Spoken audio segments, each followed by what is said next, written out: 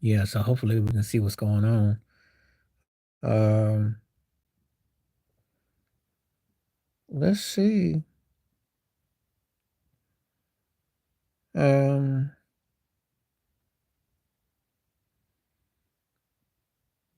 just stand around here, see what's going on. You know, hopefully it'll hold up.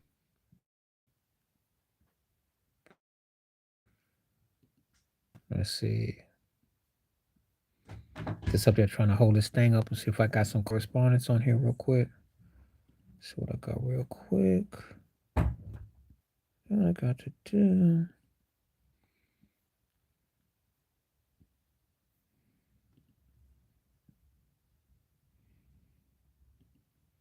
Okay. Let's see if anybody comes through.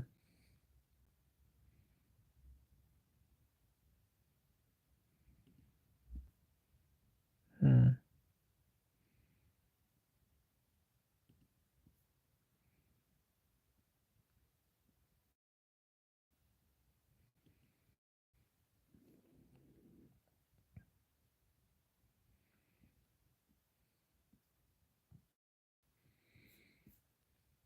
Hmm.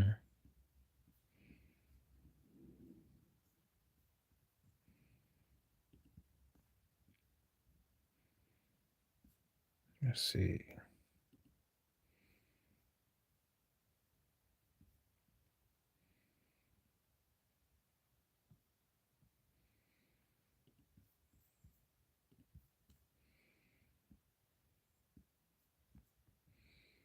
See what's going on. Glad to see what's going through. Yeah, I've been having some problems with this wire and stuff. It's messed me up the last couple of days, so I just want to see what's going on. Um,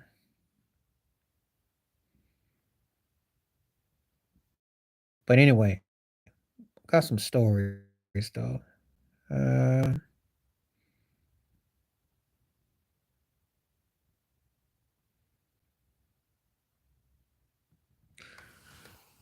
where I start? I did a video already. I was cracking up about Anthony Davis. He had me in stitches because this whole thing about LeBron James and the 40,000, which I don't really want to acknowledge personally, because I don't really feel that it's really deserves much merit for the simple fact once he passed Kareem, it doesn't really carry any weight thereafter. Now it's just stat padding, and I guess if he gets to 45,000, they want a shrine built to him or name a city after him. I don't know. People like Kendrick Perkins and all these suck ups get on my nerves with that mess. But anyway, um, the funny story is that Anthony Davis said that every time he does it, we lose. And he also said that Steph Curry could be close, like the only one he could see coming close. I'm like, boy, you are drunk. You definitely have some funny punchlines left and right. So I just laughed, though. I laughed hysterical. Both of them. Both are funny lines. I don't know what was funnier, the whole LeBron James thing this weekend. Scottie Pippen with them painful braids made my head hurt. Or the way the Warriors got smashed. And for the people out there who don't think, because I do think a lot of Steph Curry, but just because I don't, now listen, they're not my team, but I do think a lot of Steph. He did change the course of basketball. As long as I've been watching basketball, I'm not going to sit there and act like that man ain't had no big time impact. However, the way they got ate up by Boston, I mean, that was embarrassing. But am I shocked or surprised? No. I think they've been fooling people because he's such a great player. What's up? What's happening? How you doing, JB? What's up? I think because Steph is such a good player, people have been fooled and thinking that they're gonna somehow come back and get back to where they were. They think, well, we got this little surgeons, we got Clay coming off the bench. They're gonna miss Wiggins. They don't really have a real legit number two scorer to complement Steph. But did I think they were gonna get waxed like that by Boston? Not like that, but seeing him get beat down, I'm not shocked. He came out and said that at the end of the game, that's the way we used to do things. I said, well, yeah, because your time then came and gone. And I have done videos. I've done videos where I've said that, Yeah, he's one of the greatest players ever, etc. But his time is up. The whole league shoots threes, bigs and smalls.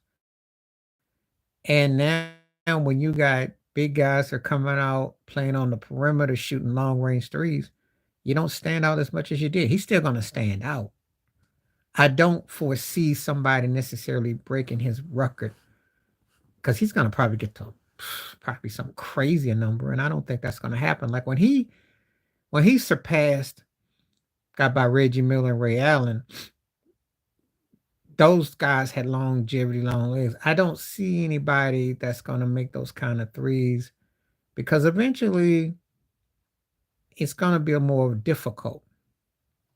Because I think Curry's going to put that thing out of sight for a while. But the problem is that he's not going to be out of sight for a while because what you have as far as the talent and what you have as far as the team, he got 4 rings out of 6 trips. Did that in a decade, so more power to him. But it's just not feasible no more. They snuck everybody in 2022 because Andrew Wiggins played out his mind and they had enough balance from Clay coming back, but I just don't see it no more. There is no structure. It sucks all the way around, JB. There is no structure. There was a time when that was like as important almost as anything that you could want. What's up, Ted? How you living? What's up? I'm shooting it about AD. I'm talking about AD. I'm talking about Steph Curry. What I saw this weekend, Jokic tearing butts up. I'm gonna address all that. No, JB, there's no structure because the 3-point contest is every game now, so it's not special. The slam dunk contest is a joke. You got a cat who can't even get in the NBA. He's winning. Skills contest is interesting to an extent, but what I saw this year was horrific. The lowlights I saw. I didn't waste my time watching it because I don't. And the game itself is like a bad UPN network show or something. I mean, it's just ridiculous. They shouldn't even have it anymore. They're talking about they want to do like baseball and have it where it counts for a world. I mean, like nobody gonna care about the champ. There's no home court advantage no more. Well, unless you're the Lakers and the rest, but even that can't save your butt. Play against Denver or something. I mean, just saying, there is no incentive because guys do this every night. When they went on, like I compare the NBA to like a cat that spends money at a strip club. It's one thing if he went with his buddies when he was single or he went for a party or something, but he's doing it every night. He's spending dollar bills all the time. And ain't nothing happening because it's just the same old same. So that's what's up. That's what's up. But it's embarrassing. That's really it. I know somebody gonna ask me about Shay. That mess is a joke. That's a joke. And Adam Silver's always think of some kooky ideas. He need to just, like there's like his head shrinking. It's like his mind shrink. I mean, that is a joke. The only way that would even matter is if probably you got somebody like Minnesota and Toronto to play it because it looks so contrived.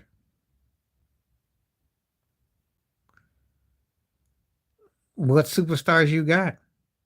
I mean, because when I say this, I'm not trying to be funny, but you'd have to play with Jokic against Embiid or Giannis and Luca and Shea against Tatum. Okay, so you have what 6 or so legit superstars. Nobody wants to see LeBron, LeBron, 80, Curry, Durant, and Kawhi. So when you say superstars, I'm trying to think. You got like a legitimate, and I know Tatum. I mentioned Tatum. You got like guys now, but how many do you really have that you go, oh, I want to see that matchup? We want to see Joker, Embiid, Giannis, Luka, okay, Shea, maybe Tatum, and it'd have to be the newbies. You know, I don't want to see Anthony Edwards against Trey Young. Okay, AE belongs in the conversation, but I want to see Trey up there. But really, think about it.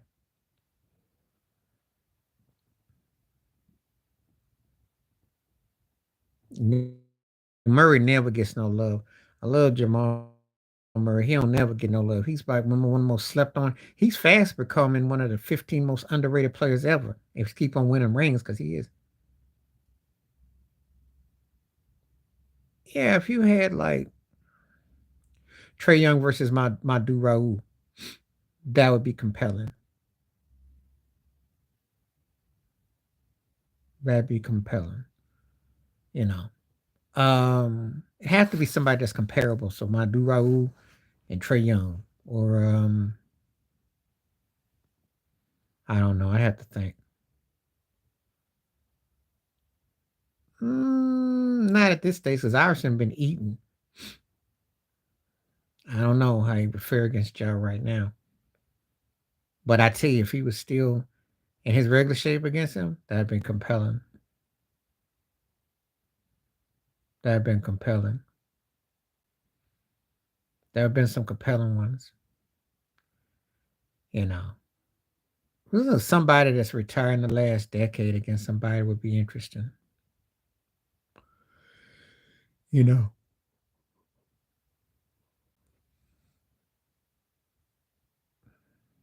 that would have been compelling prime to prime. Not now though. And which Curry are you talking about? Because I don't know. Aside from Seth, I don't know if Tony Parker would fare well against Steph or Dale. I'm just keeping it 100. I'm gonna keep it 100. Because Dale Curry could still pop him outside. I don't know. And I know he couldn't mess with no Steph. So I don't know. I don't know. Yeah, I did.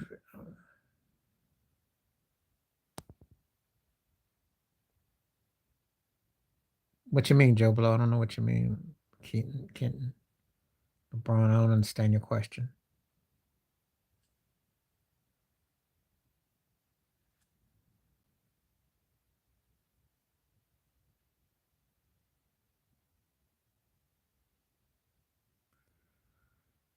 Well, that's a toughie now because they both older. That's a toughie. I don't know. I don't know. Jordan could shoot fadeaway outside shots, but Zeke could probably still shoot. I don't know. I don't know. I don't know. Believe it or not, and I know people are gonna have a hard time believing this. Zeke could hang with him, aside from when he's in the air and everything. But Zeke could hang with him on the perimeter back in the day. Zeke was people don't understand how filthy Zeke's game was. I mean, once people get the hate out their system, they really watch how he moved and motored in the lane and swirled and twirled and dropped finger rolls that could shoot. He'd be a problem. He was a problem. I'm not saying his talent is, and Jordan's a better player, but Zeke could hang. Zeke could hang. Zeke could hang. You know, he do a lot more than he gets credit for. You know, but anybody knows I hold Zeke in high regards though. Anyway, so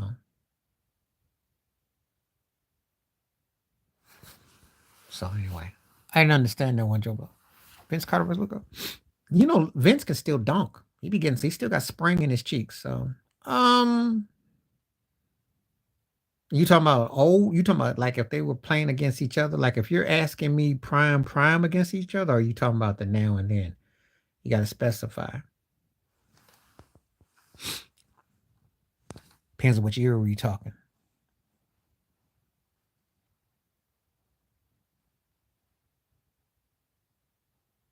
Are they playing against each other? Are you talking about as they are now, Vince being retired, or are you talking about both at their same? Depends on which way you talking.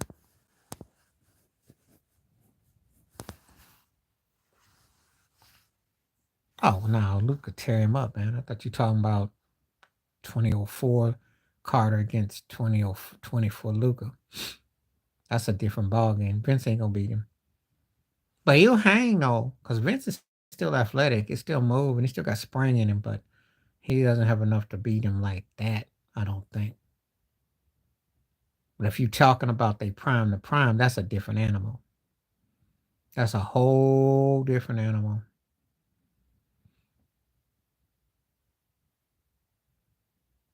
Because Vince was insane back then.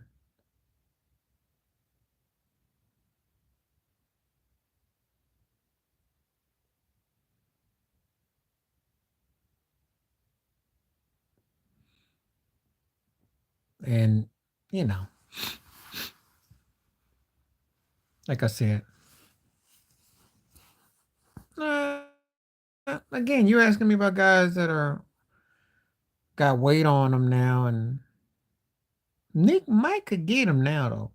Nick actually look Nick's Jordan's a little bit bigger now. He might could get him now. He might could. But then again with Jordan, all he gotta do is start making a couple shots and that's it. So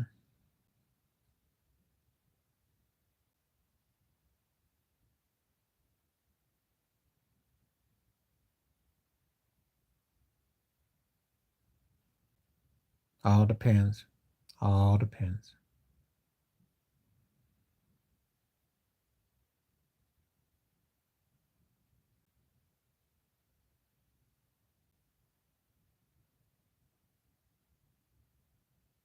Yeah, I saw your message with that.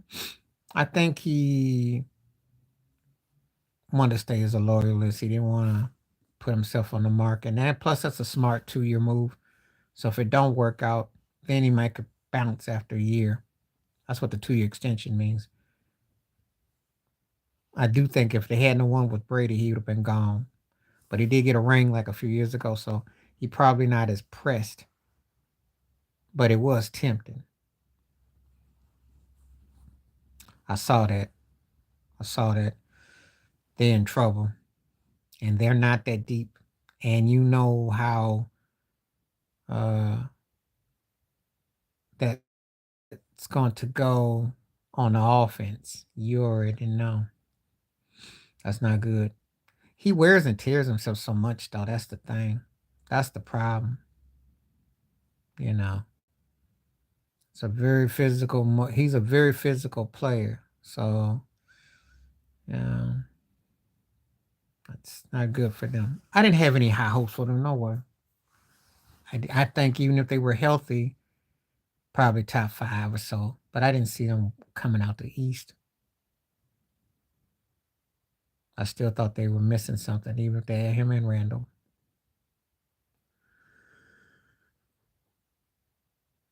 I know I might be perceived as a hater, excuse me, but I just didn't see it. I didn't see it.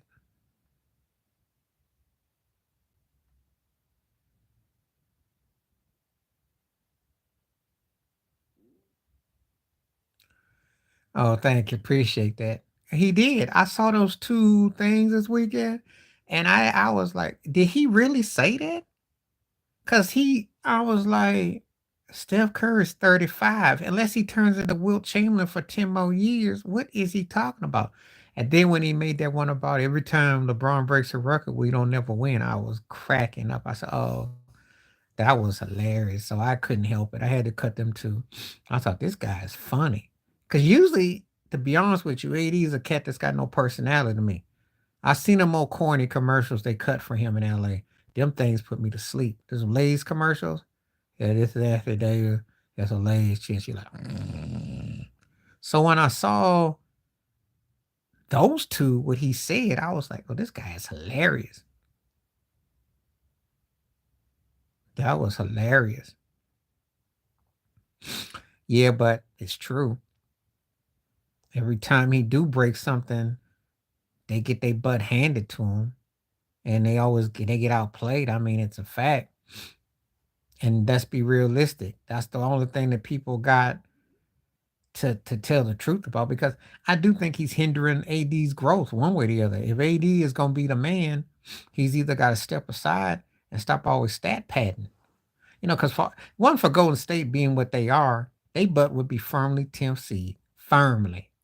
Firmly.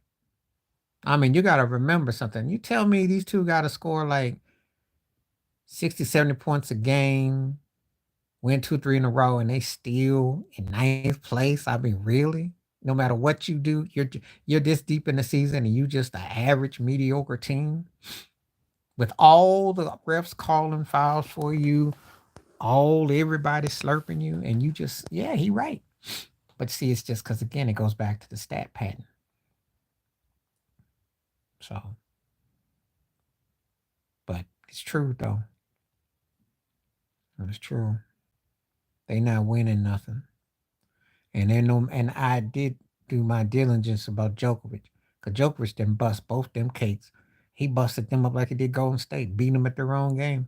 I see AD up there frailing at him, trying to block it. Can't stop him. Yeah, well, I expect that. I expect that. I already did my Caitlin Clark video and I did my Cheryl Swoops. I ain't got nothing to say about it. You know, she's good, congratulations and all that. But stop acting like she's done something so sensational, which is what they do.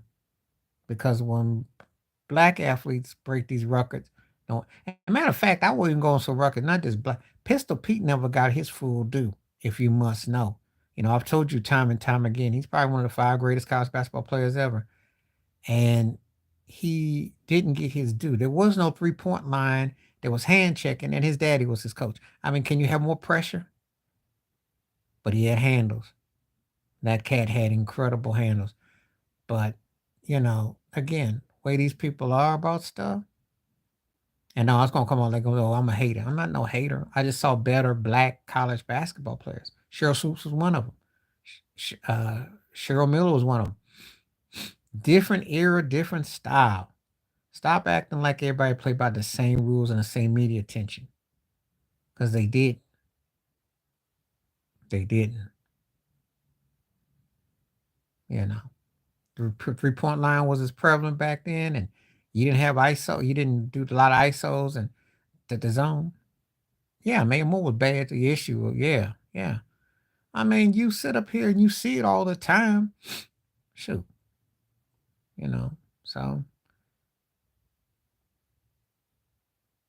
you know. They always gotta have it like that. They throw it in your face. You know, Reese is nice too in LSU. They just don't want to, like I said before, that's what makes it so frustrating. That's why you don't deal in the dignify because of what they do. You know. So I'm not saying anything bad against Caitlin Clark because I'll see what she do the next level. But I'm gonna tell you right now, she's definitely getting white privilege. Okay, what nobody says. The privilege is real. Too black. And she lets it be known. And I ain't got no problem with them. They won the chip. So what else you want? You got Joe Burrow and Shaq both endorsing her. What you want? You know? But it's true. You're too scary. Now I'll give you that one. I've seen her routines when she dances, comes out, does her thing. I'll give you that. But I ain't got no problem with it. She's the truth. She got that banner up there too, so just so you know. And she'll probably have her jersey retired from there and all that. So, you know. We already know that if all things are on equal footing, they don't do the same. So that's just what's up.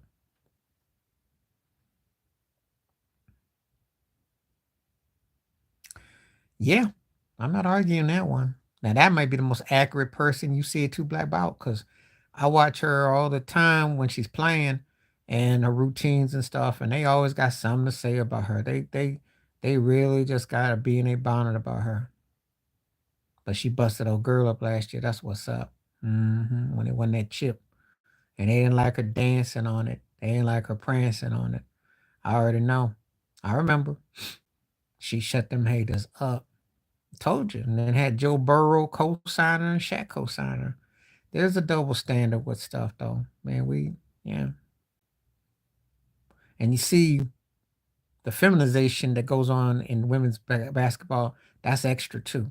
So it's a lot of, you know, it's a lot of double talk, which is interesting too because the bully brigade is pushing an agenda. Hmm. So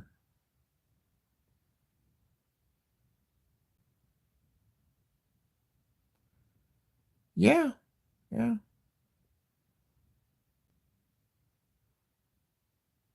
Well, Marlon, you gave me out the Kobe's because of his mindset, not so much because he was too black. But I know what you mean, though. I know what you mean. One thing I did admire was his work ethic, but sometimes he was a bit much in certain things. Some things he was light on, some things he was a bit much on. But I know what you mean, though. But it's a reality that's a reality. To be honest with you, it's probably more the two blacks in women's sports than there are in men's. Pet peeves with him. Well, at first he was like a AI Jordan machine. He walked like him, talked like him, mannerism. That was scary. Probably the closest thing to a clone, which was kind of frightening. Um, I do with LeBron. I think he cursed a little too much. Um, he as knowledgeable as he was with languages, I thought he could have even been more enhanced. He wasn't, because he didn't really run with it like he could have. I think he downplayed a lot of his intelligence, to be honest with you, because I think he was more worldly. Obviously, his story is fascinating. Grew up black in Italy, came back to Philly, had to learn the culture of America, had learned stuff. That was incredible. What he had Arrested Development. um, but some people might say he took too much money and the Lakers went post, so you can take it at it. But he was big to what they were. My biggest thing is how he was with Shaq, not understanding that dynamic and lack of and with Phil too.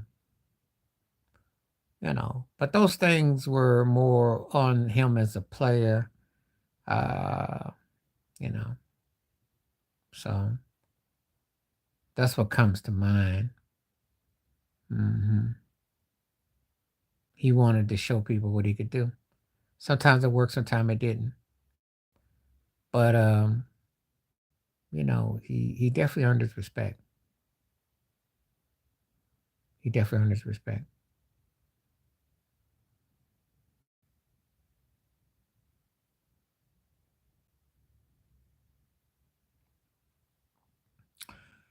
The biggest, well, I had, he lost his wife. I remember that situation. And he was, listen, before he came to Detroit, listen, you go to Detroit, you're set up for failure, okay? And unless you were Chuck Daly or something. You already know. Or you Larry Brown, Chuck Daly, Larry Brown. You already know. You ain't gonna get, it ain't gonna happen. Nice guy. And I think that, I don't know, but that whole thing with D8 really got blown out of proportion. And somehow I think that's kind of festered over because now he's just not getting any guys to play for him. So I don't know. I thought he was a good coach, and he did get that team to the finals. So I thought he was a good coach. You know, that's all I can say about Monty. I got nothing really bad to say about him because he was a good coach. He was a very good coach. As a fact, before the whole thing, with Phoenix, that's how CP3 and him reconnected. So I just don't know.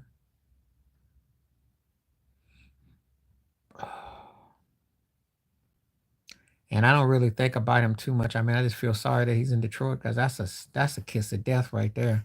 It's like they trying to set him up to get fired threefold. So I don't know. I think he deserved better than that.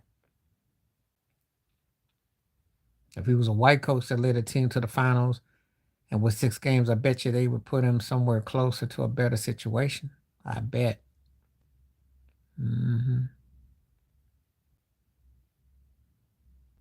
Because if you want to know the truth, as a head coach, he's gone further than Coach Tibbs has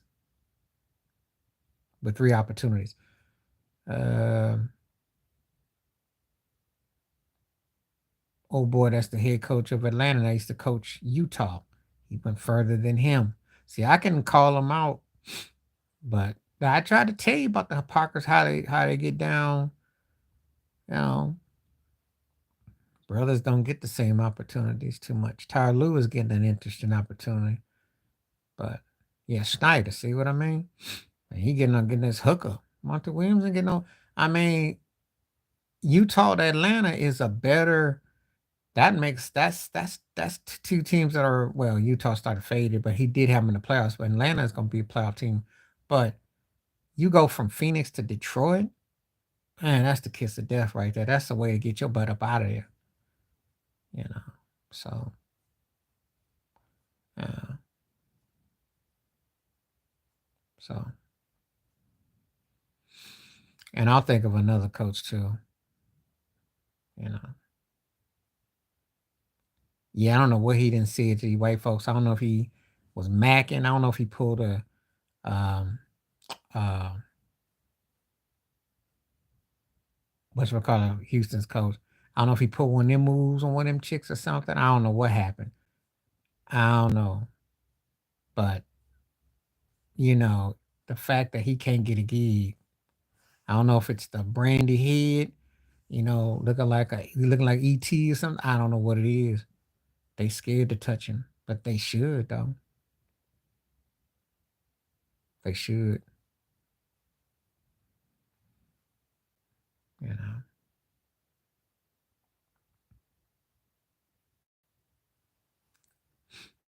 I think that I don't know if he there's things they look for, but I don't know. I don't know what happened with that. Could have been ego. I don't know. You don't have the right person to pull him.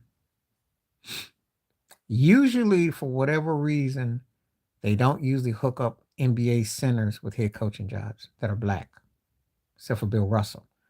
I was an exception. But Ewing, Wes Unseld did have positioning. West did. He had double duty in Washington. But nothing for Kareem, Ewing,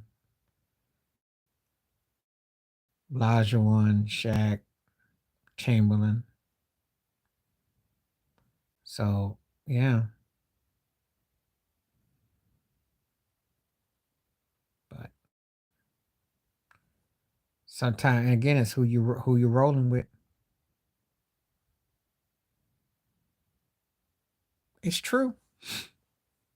It's true. And see, Oakley be ready to fight somebody, and he can't mess with today's guys. That's why she didn't want to get on with Devin Ham. These guys are too inconsistent. They play when they want. It's like if I feel like it. That's why we came up with this segment in the show about bums. That's bum behavior. There you go, right there. Cause see, if you give effort, you at least average just for starting. If you give effort, in a possibility. But when you walk around talking about, I don't feel like it, that's kind of like I had a problem with Andrew Bynum, who you drive love to. Bynum was a bum because, yeah, because these cats loaf around. If they feel like doing something, they do. And if they don't feel like it, they sag. That's why I was telling you about Josh Smith when the Rockets came back against the Clippers in that 3-1. And I watched him, and though he would not go down as a good, really good player, but when he felt like it, he could be really good. But he bummed a lot. And I know CP3 was looking at him cross-eyed and crazy, like, where this guy come from? Because it's a good example. He got off in that playoffs his, but a lot of times he's kind of like loafing. And a lot of them do be loafing, half-hearted. Don't bring it.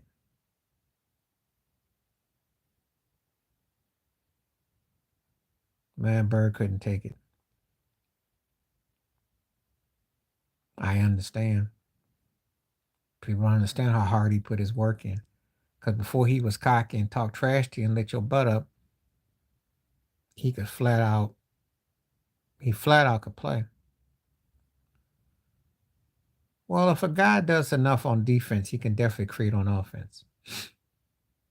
You know, and the way game is structured today, you can get rebounds. You might not necessarily get all them blocks, but you can get boards today. By shoots long range shots, you can boast up. If I'm lying, then ask yourself, how come Miami is such a problem for Boston? How come Miami is such a problem for Milwaukee in the playoffs? How does Jimmy Butler keep a job? Because Jimmy Butler is not in the same conversation with Jason Tatum or Giannis. Okay. But come postseason, he can be even better than them. Now you ask yourself, why is that? Think about it. And see, he shows effort. He be bumming in the regular season, but come postseason time, that's why playoff Jimmy come on. And that's the reason why he won't be a Hall of Famer, because he's so halftime, and you really don't know. He has numbers here and there, but they were in it regardless of Brunson. That wasn't gonna make no difference. Brunson wasn't gonna stop us from beating them or beating the Celtics in the playoffs. I ain't worried about Brunson. Listen, I like Brunson a lot, but let's not get carried away. Let's not get carried away. It ain't like he's Steph Curry in his peak in his prime. You know, they got one round against soft butt Cleveland last year, and y'all ready to go give him a crown. It ain't really not a threat because Tibbs is gonna find a way to mess that mess up anyway. They still need another scorer. Even if Brunson and Randall and everybody's healthy, they still missing a piece. I wasn't sold on them. They need a lot of leapfrogs to happen. They need Philly to not do nothing, Boston not to do. They would have to have a lot to fall into place. I wasn't sold on him. He makes them better, and you can make a case maybe for fifth seed. But do I see a chip out of them? No.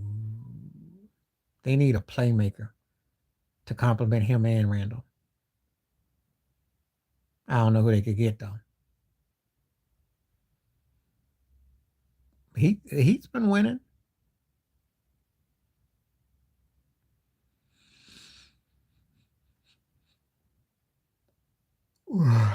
But yeah, that's why I was saying, Jimmy Butler's a great example. His defense be on point, and he'll come back and bust your butt for a couple threes. Oh, I expect that name to get some traction in the off season. I expect a lot of traction for him because I think New York would be his number one destination. But I'm just not sold on him. But because he's a scorer, but he's not a great player. Shaq called it out. Not a superstar. You can score, but you're not a superstar. You know. But with the right situation, oh, they'll win. Yeah. So there'll be a couple of teams in the East that'll benefit from a move or two.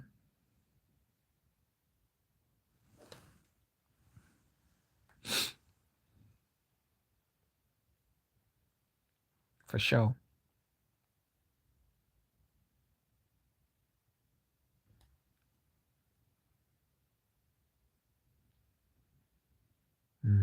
I said somebody else. I don't know. I mean, mm, I have to think about that because what they really need is someone acceptable in the defense. That's their biggest problem. I don't think they got a problem with anybody come up playing with an offense. I think it's their defense that just lighten their cakes, you know. So, but SGA got he can roll with anybody on the side, you know.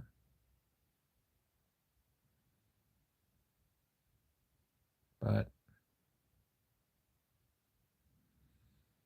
I don't know. I think about that one.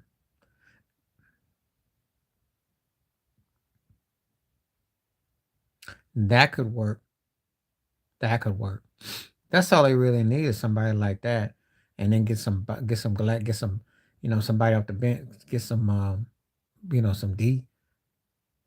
I saw Skip Bayless's tweet that they talking about he can't believe OKC's number one in the West. I said, because you don't pay attention to what's going on. You so busy slurping LeBron and them, or y'all still talking about Golden State. I'm like, look, that era is almost over, and y'all slurp the Clippers and Phoenix. I'm like, look, y'all need to let that go.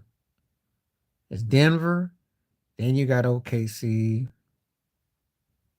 and then you got, you know, that's what you got. And we'll see what the Timberwolves do and all that, but you need to get ripped to the new. That mess is old.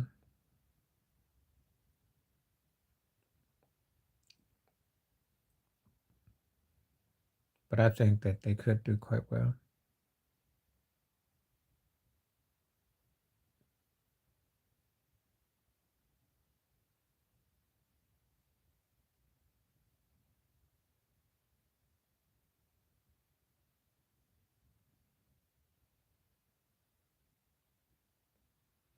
Oh, you talking about in Sacramento? Yeah, well, I knew that was coming. I mean, him and Sabonis are pretty much a two-man team. Monks are aight, but they don't have. Yeah, they. Man, if we could get Page or Stojakovic out the old folks' home, even Blarty out the old folks' home to team up, they just missing like tangible guys. That's the thing. Because the athleticism and all the other stuff is there, but they just play basketball like they're playing YMCA ball, and it shows. There's no structure. But mark my words, if Fox had some pieces that were some structure, he'd be an MVP consideration. He just ain't got no structure. That's the problem I have with what Rick Carlisle is dealing with because the defense is lackluster. That's the only thing that's holding them back. You're saying something that they don't really want to hear in the NBA, which they're not going to talk about on ESPN or Fox. But I'm telling you, you're right. They had any kind of defense, oh, that team could go to the finals. Yeah, I said it. That might be the hot take of the moment. Tell you why, because Halliburton and Sock'em together and where they can score, who in the they can beat Milwaukee, they can give Boston the blues, they can handle Miami. Who would mess with that? And if Embiid ain't there, who would mess with that? You're right. You were absolutely right. And that's what's hurting them back right now. That's the team that could be the most dangerous in the East. Now, some people get hurt or some league teams fall off, then they still kind of like lurking. But to be honest with you, yeah, with some defense, that's the team you wouldn't want to have to deal with.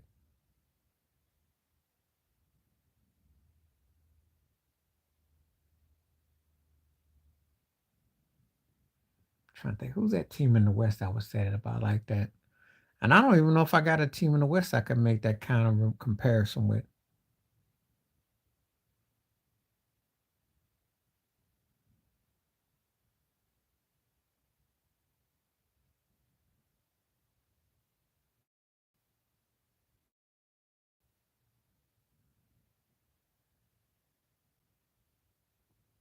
So I definitely think they got something there.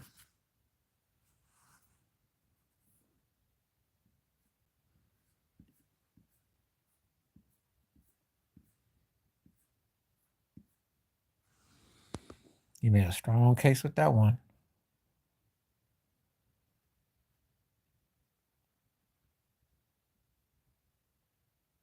Yeah, Halliburton he did because he told him. And the thing is, um, without Drew Holiday there, you know, uh, um, so yeah, I know it may have looked like a joke that they made the play-in tournament thing for what that's worth, but I'm gonna tell you something. With some defense, they could make the real tournament. They could be in. They could have been a finals team with the right piece or defense.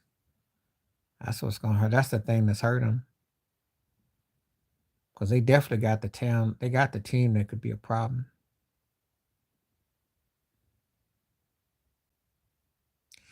Yeah, it makes them look bad.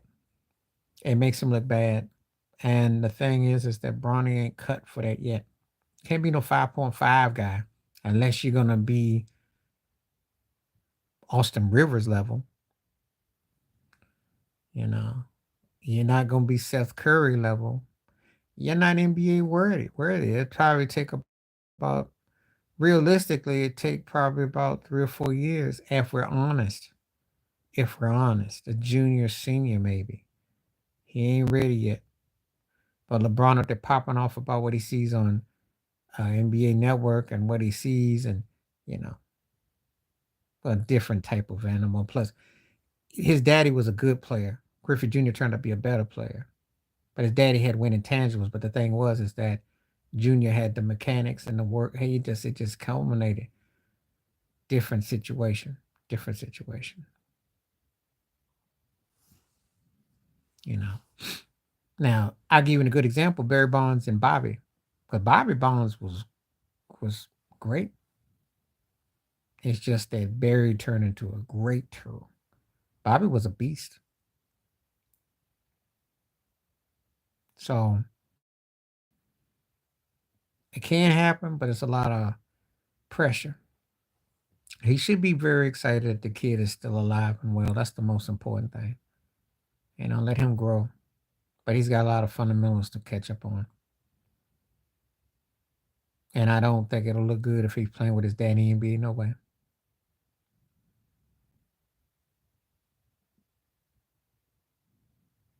So,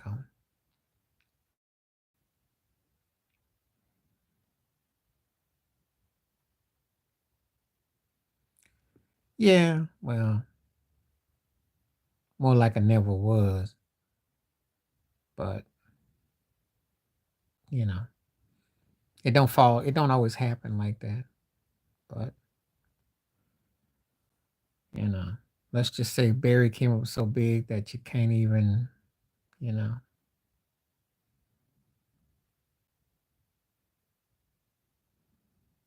can't even compare it. It's kind of like Yogi Bear and Dale Bear, his son. Dale was and never was. That happens. Quite a few of that happen.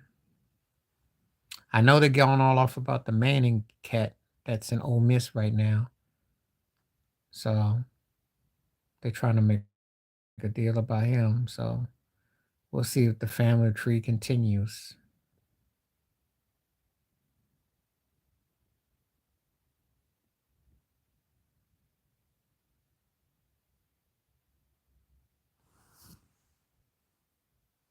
Okay.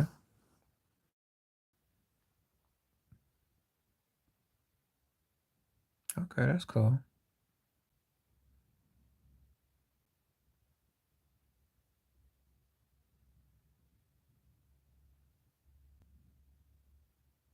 Yeah, Barry was the greatest baseball player I ever saw and one of the greatest athletes I ever saw. I don't care what nobody says.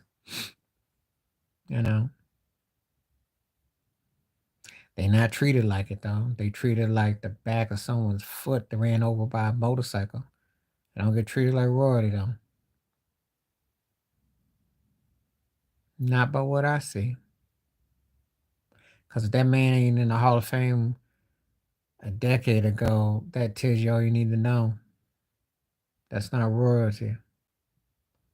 People that love the game and respect him, yeah. But if you go by the politics,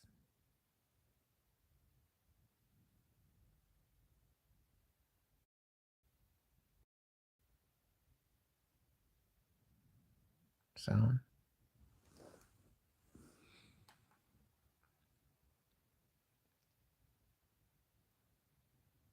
it's a lot of, you know, he should be in the Hall of Fame and all that other stuff. So,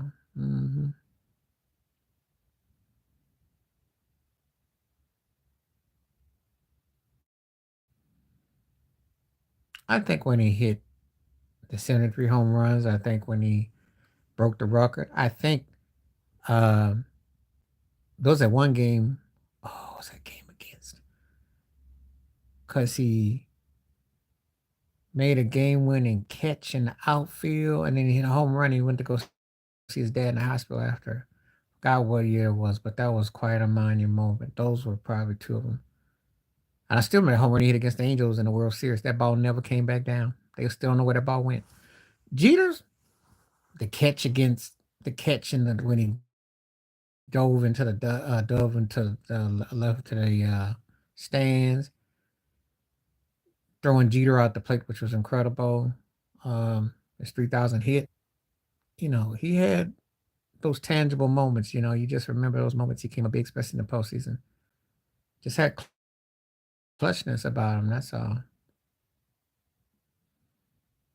But it mainly was his glove. That's what got me for his favorite moments. Great questions on both those guys.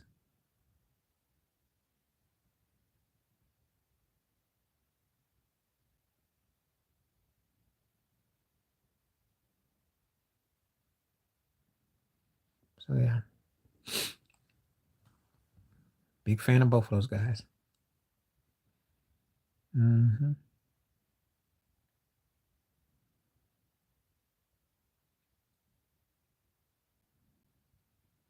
So what's that pick on?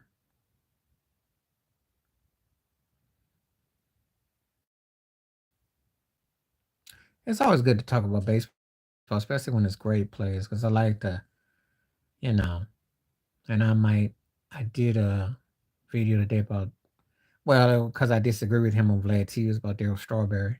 That video come out, so you'll see what I see. But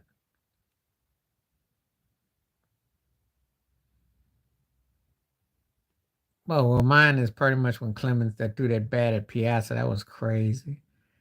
His stare down, the redneck in him cracked me up. But Clemens was a tough dude, yo. Maddox has got to be winning the World Series, and uh, it's got to be tied to that for that. Reggie's always going to be 77 to 3 home runs against Charlie Huff. Was it Sutton? Sutton, I think. Yeah, Sutton. 3 straight home runs, you know, and he shut up Billy Martin. He shut them all up. 3 straight home runs is incredible. And he became Mr. October because he was clutch.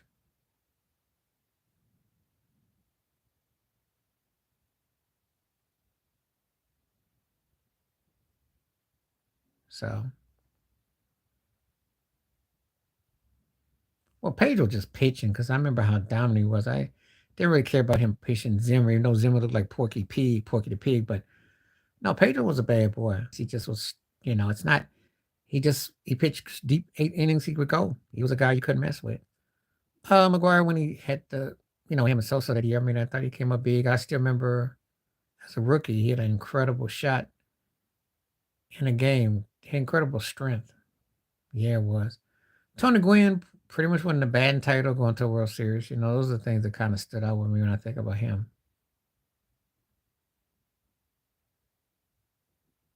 Yeah, it was a magical. He was bad. He was bad. You know, like I said before, he came into the Major League Baseball as a raw bone pitcher, and then he developed some nice off speed pitches. He kept working on his craft.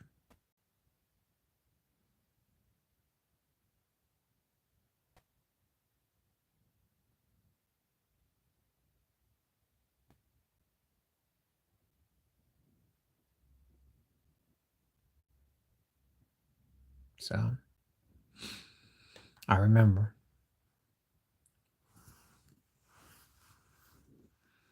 and I did like Pedro. Well, Pete Rose breaking the hits record and winning that World Series in Philly was a big deal. And Rivera winning World Series for the Yankees. You know, saves record. I mean, he had those kind of moments. Ricky's always going to be, well, leading off home run or when he broke Lou Brock's record. He said, now the record is mine. He said, I am the greatest. But he was something else. He was a showman. He was a showman.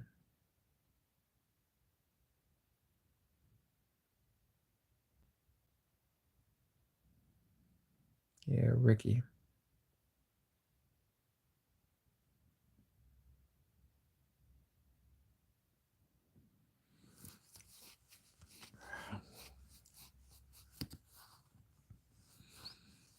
So, yeah. Hmm.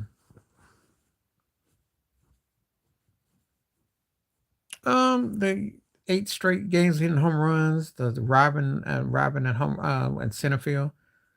Most of my favorite moments of him was with Seattle. Didn't think a lot of him in Cincinnati and with the White Sox. Didn't really matter. He wasn't the same player. But his Seattle days when he was the kid, when he was really making a name for himself early on, yeah, yeah.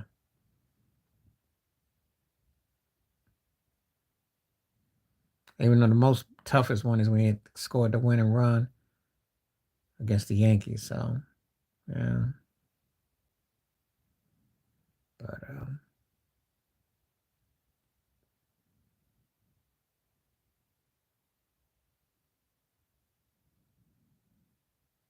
Hmm. Ozzy hitting a home run. It was a playoffs against the Dodgers, I remember. And he came up big. Seinberg, oh wow, you really digging with now. Seinberg, I mean when he was what was he had a big run in the 80s. And he was a bad cat. He could flat out hit. That's taking you back because that's really testing your baseball knowledge when you start talking about Ryan Sandberg because he was a big time hitter with the Cubs. It's just that you don't hear his name come up. You know, they didn't win much or nothing when he was there, but his stats was on point. Randy Johnson, either with Seattle's dominance or when he's with Arizona's dominance, I mean, he came up big.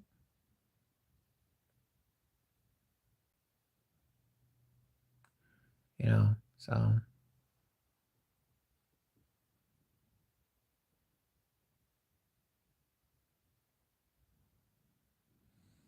trying to think.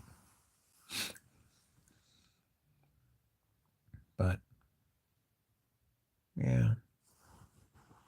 Against the Mets. That's pretty much when I think of him. He they used to taunt him, go Larry, and he just bust their cakes. He hit a home run, had a nice glove too. But it was yeah, that's pretty much what I think of with him. And he was very good. He was very good. But he was a Met killer though. So that's how I look at him.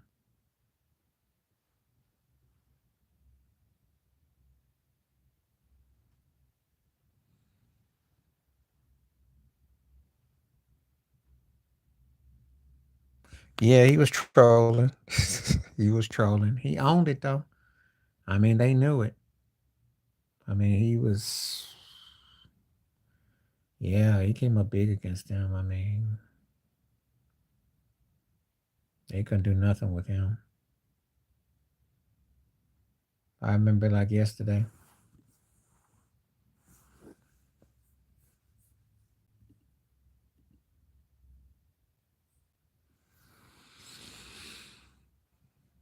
I read his book.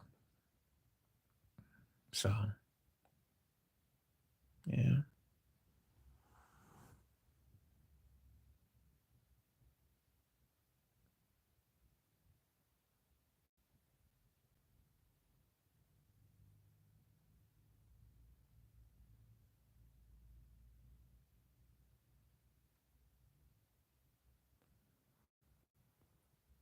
I just think pretty much his bat. That's how I remember more than anything. He had some big hits, the way he would hit,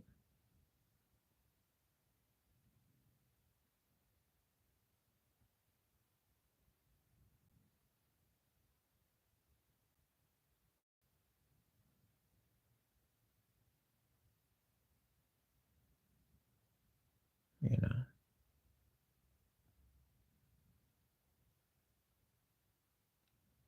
Yeah, he is. Yeah, he is. Yeah, he is. No argument there.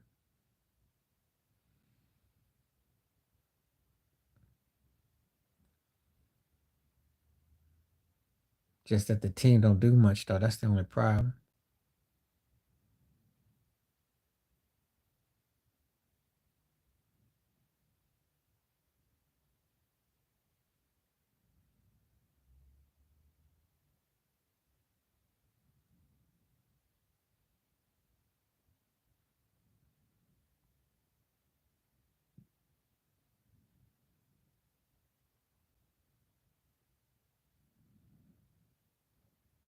Hmm.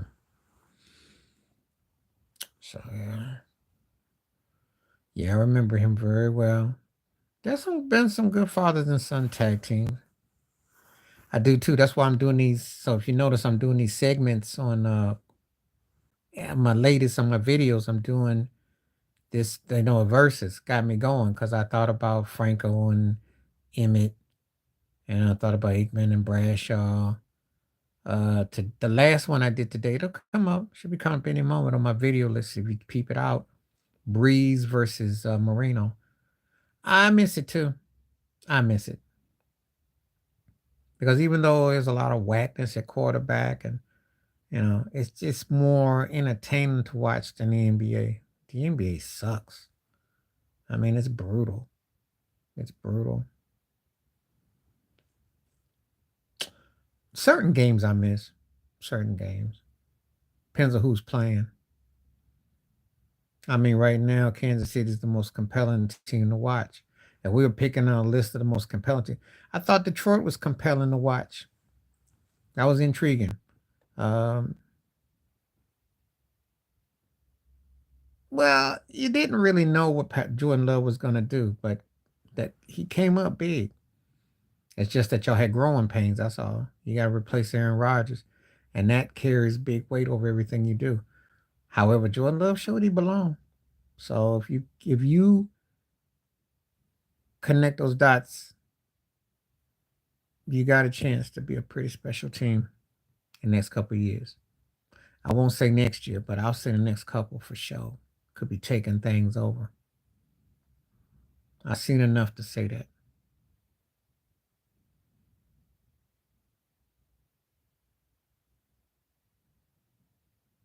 But yeah, I do. Even as a Bills fan, I kind of, you know, wish it could go on, but you know, but I can't be mad with Mahomes because they did the thing done. Well, it's called common sense, and Ken Dorsey's play calling and McDormand letting stuff fly and trying to make Josh play hero ball. And I think they'll have to do that, but they'll have to make sure that he still balances it out. They just don't have balance. It's like they scared. They got to do one thing, and they can't multitask, and they're just, you know, you know. But the first game of the season will tell me everything I need to know about how their season's going to go. The way they lost to the Jets told me everything I knew the season was going to be. I knew off of week one. They weren't a Super Bowl team. Now, you could ask me about Kansas City. Well, remember, Jones didn't play for Kansas City in that first game. And they were inches from winning that game. And if you remember, that's how Detroit was smarter to game one. And they actually were legit. They just lost common sense as the season came bigger. That's all.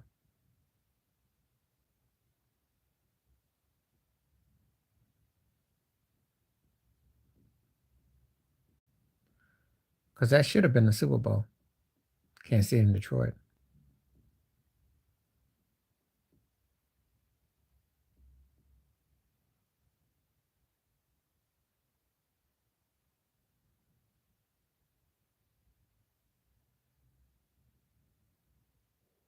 Hmm.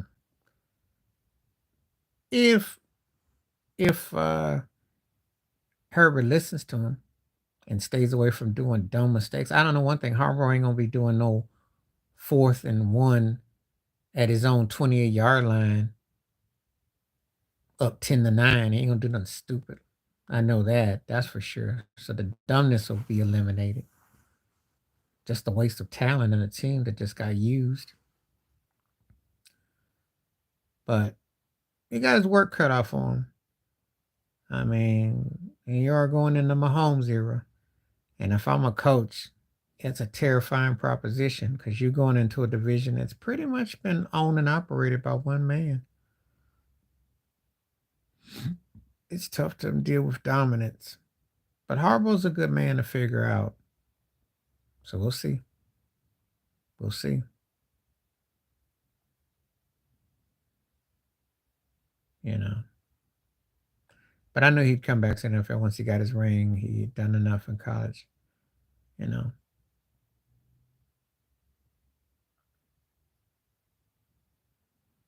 To you, not to me.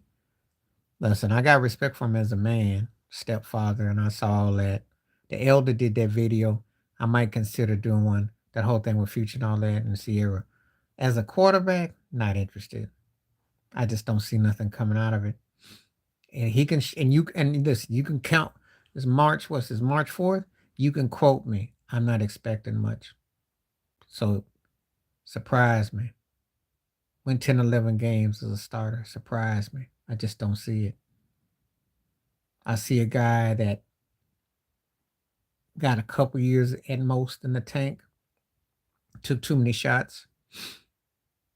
Uh, I don't know where he can really go and be a difference maker. And I don't know if he can get a better coach than Pete Carroll that will complement him. Sean Payton was supposed to compliment him, but that's a different thing that didn't work. And I just don't know. So, you know, I just want to get his Hall of Fame jacket on. That's what I want. Well, they're trying to go after Caleb Williams. And they think that Fields is a dime a dozen. They're not sold on him. That's all. The only way it becomes a bad move is if Fields goes somewhere and he wins, gets the Super Bowl or something. If he becomes a top flight quarterback, then that's where they have to eat crow. But they don't play no defense, no way. It shouldn't bother you, no way. You ain't got nothing to worry about. You ain't got nothing to worry about. They don't play no defense. And they are what you call one of them. I don't know how I say this. 7-9-1 type teams. You know, borderline 8-10. No, it's not that good. Not that good.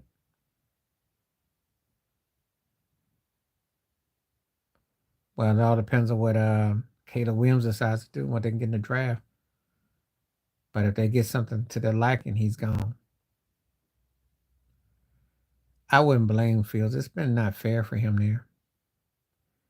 He got a chance. He had a chance to probably be the best quarterback they ever had in their franchise, pretty much. Yeah, they do. They do, and it's also you need some seasoning. That's why I said Jordan Love and Green Bay is a couple years because you make a couple moves this year, next year. I think in a couple they'd be ready to, you know. But it depends on what the Texans decide to do, which position they're going to unload.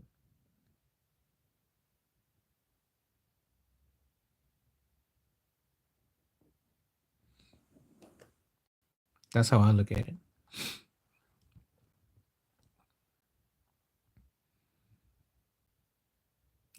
But there are some teams on the come up. Don't get it twisted. It is.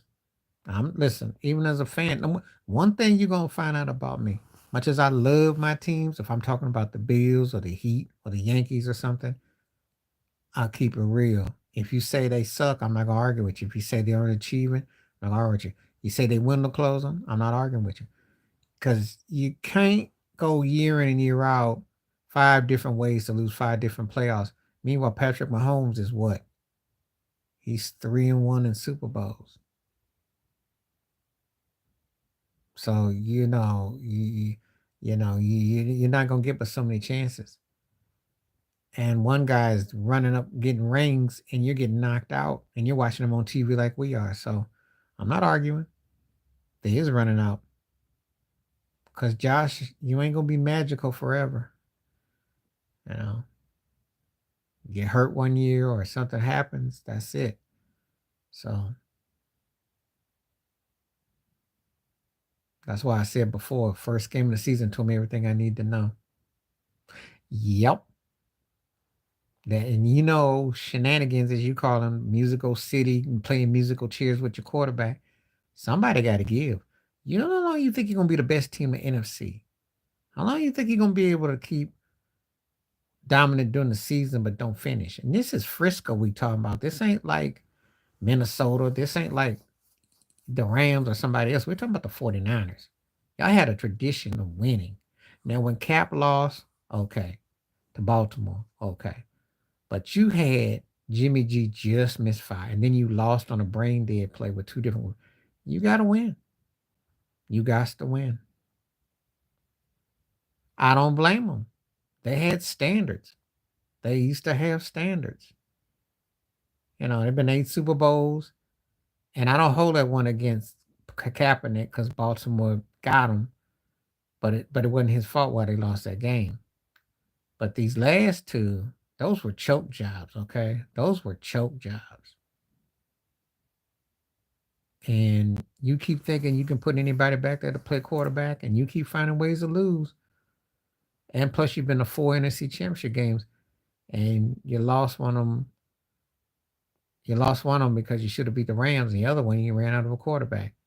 Just not a good look for Shanahan. So yeah, was I a 49er fan, I'd be very upset.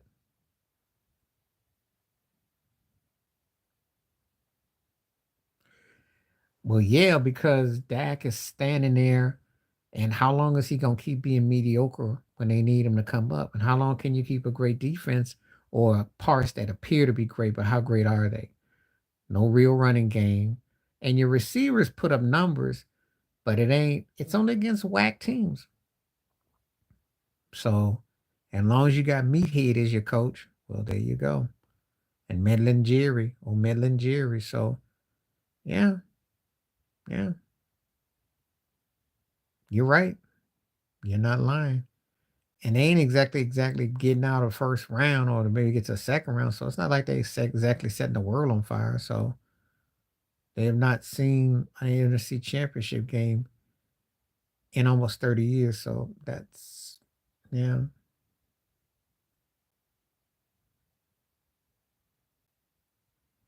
But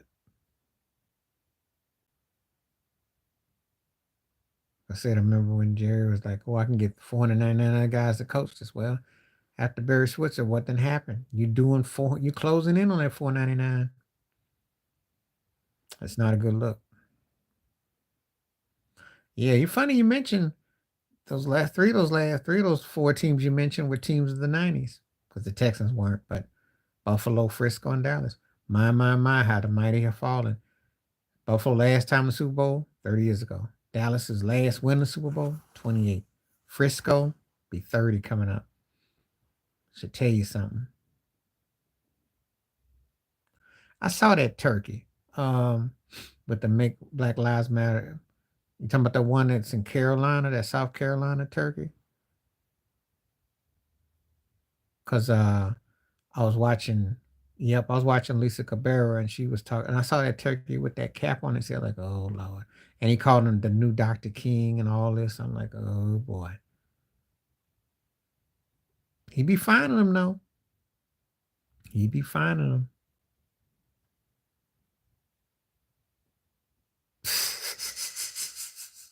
I should do a video about that one. Let me go find this real quick because I'm gonna do a video about that tomorrow. That was one of the funniest things. And see, people let Trump get away with that crackhead talk too. They don't call him out on that mess.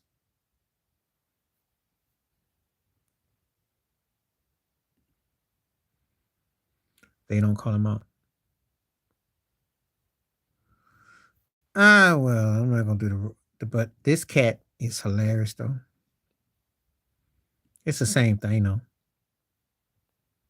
Mark Robinson. Yeah, write that name. Write that name down. Yeah, write that down.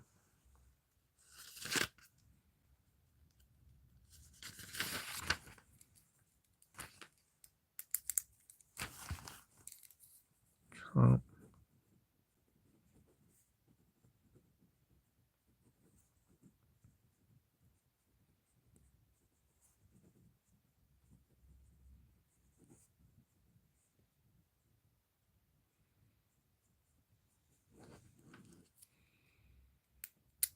Yeah. Yeah, Lisa Cabrera, who I follow on YouTube, she's great. She had a video about that today, and I peeped it, and it was hilarious. I couldn't even really get my head around it because it was so hilarious.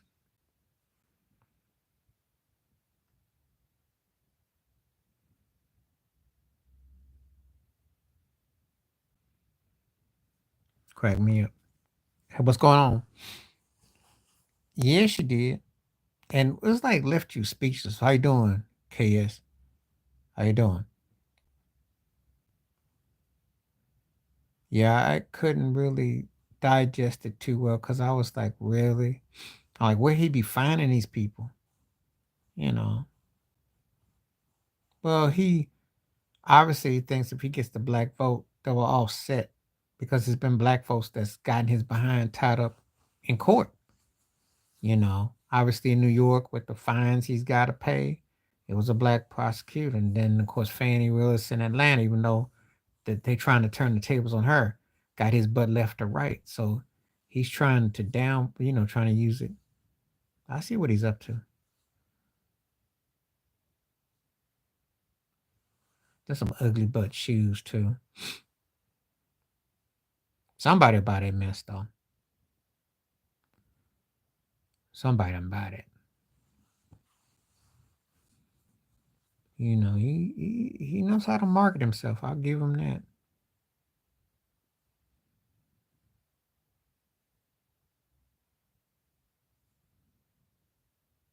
Yeah, she did. I liked her video though on that, and I'm cool with her. I just didn't really care for that Beyonce one. I saw what she said about that one. That's the only one I didn't. But then that's just my personal opinion. I'm not a big Beyonce fan, and I think the country music tie-in thing. Oh yeah, he probably shined them too. Spit shined them. You know, I told you, I understand how Trump gets over with black voters because he talks street talk. He talks a talk, the New York thing. He talks an adaptation where people who are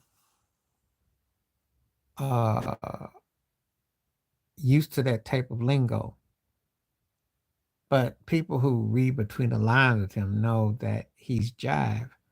It's just the people who are swinging in politics who I say want to take the shortcut of appeal, let him be the kind of like the person they feed off of because they're in awe of his charisma. He has an evil charisma, and it is very dangerous. It's not everybody can pull it off. Mm-mm. And the problem with people like Robinson is that they don't just support him with agendas. They bend over backwards tenfold to say yes, Abasa, we're gonna do this, and we're gonna they really go out of their way. So that's why the problem is. Listen, if you're black and conservative, fine, but don't go out of your way to try to sound like you a puppet string getting pulled by some bigot and you don't mean it. There's a difference between being conservative black and going out of your way to act. And sitting there talking about, I don't see no racism. I don't see no, you know, just. And that's where they get it wrong. That's where they get it wrong because they are busy trying to, uh, they're trying to articulate what he can't. Because Trump is not very articulate. So he'll say stuff and they'll fill in the blanks. And then they go out of their way. It's like a call and response. It's like the preacher to the deacon. And they say this stuff. Roll call. And they do what like on cue. I hope not. I hope not. Especially with this situation, because this is a dangerous situation. See, because the Trump thing is tied to Putin. There's a lot of layers going on. So it's not just dancing, it's also a shuffle that it ain't gonna end well, the bigger picture. But that's how you know we don't really have much love for one another in the States. For if they did, they would not listen to that idiot, you know? Because how you got 99 charges and you somehow a front runner and you got all these people just gravitating towards you. That's why he can call himself a white Tupac or some craziness or white Biggie. He can say some outlandish stuff. It didn't it didn't end too good for Elgin Bishop now, did it? Or the Nature Boy. I know. I knew people in Ohio and I've been to back in the day, Cleveland. I went through there. And you're on the cusp of going to Kentucky. I know. I got a little bit shine of it growing back in the day. Because it had the Lake Erie thing from Buffalo to Cleveland. So I picked up on some of it.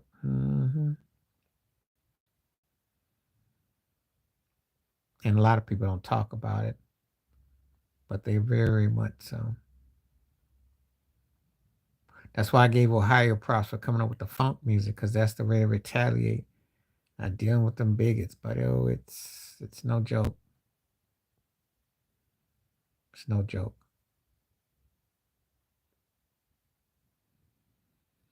People don't talk about it in the media enough. Oh yeah. Oh yeah. People think you talking about 1924 or 54 or 74. Someone said, no, it's very open. It's very open.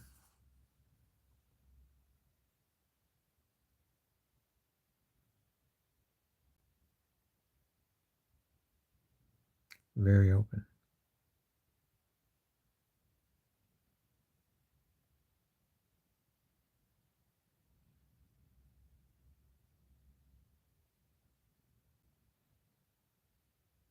Oh yeah. Oh yeah. Oh yeah. It's taught. It's learned behavior. It's learned behavior.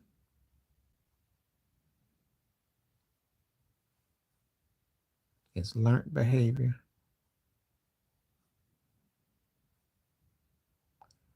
And psychologically, it's hard to explain it to a kid.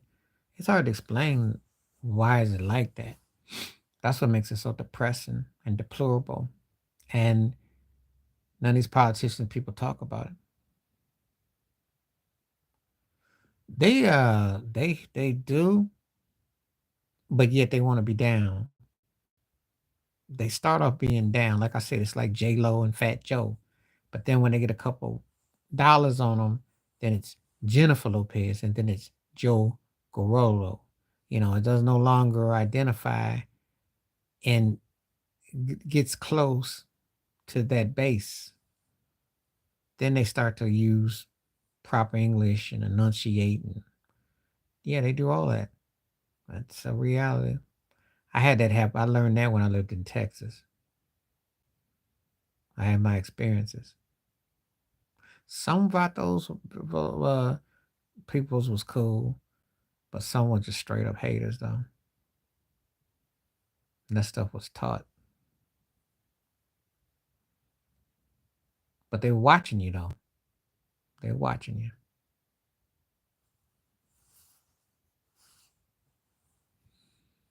They're watching you.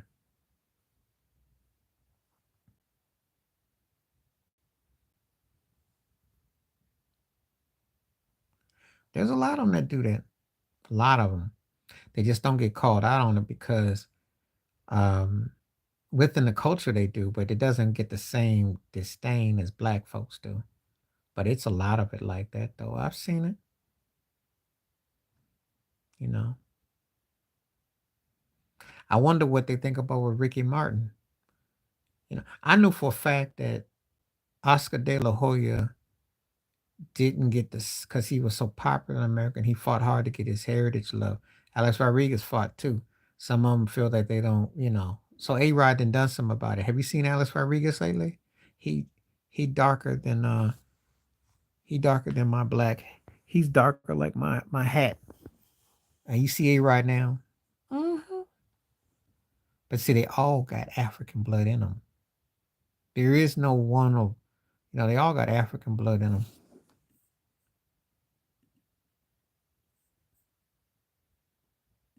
That's the thing.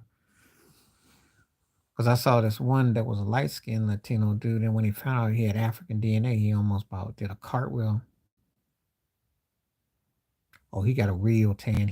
He's the opposite of Sammy Sosa. If you see him, yeah, he looking like Julian Bond. If you know who Julian Bond is, um, in Atlanta, the NWCP, you look at old Julian. That's what A Rod look like right now. Or he looked like Otis Nixon, who used to play for the Atlanta Braves. That's who A Rod looks like now. Got an Otis Nixon tan. I remember when Otis Nixon married Pebbles, pretty much. But yeah, he finally had that African heritage. He was like, oh, yep.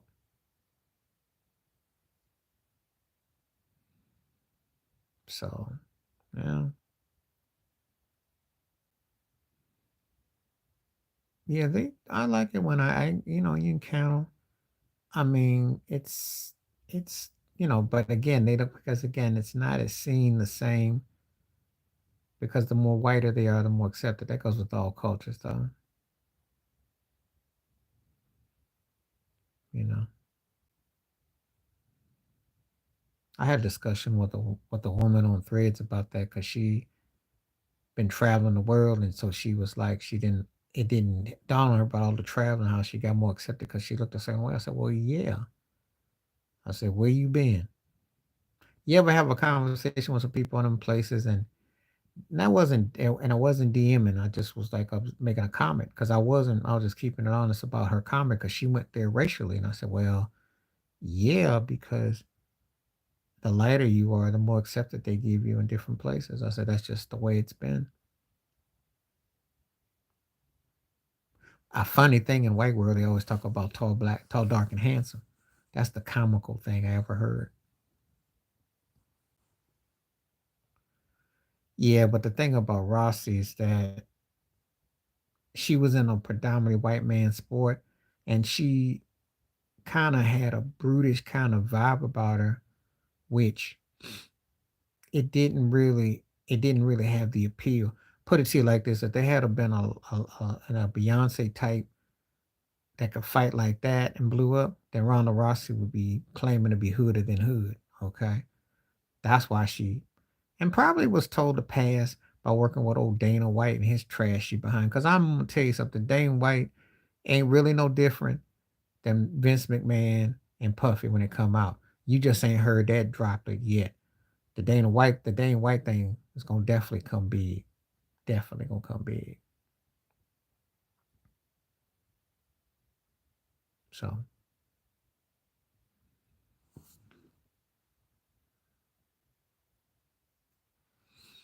you wait.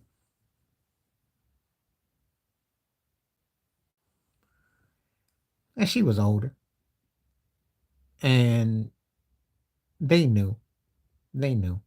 It wasn't so much her mom exposed her. She was older, and they knew. They knew.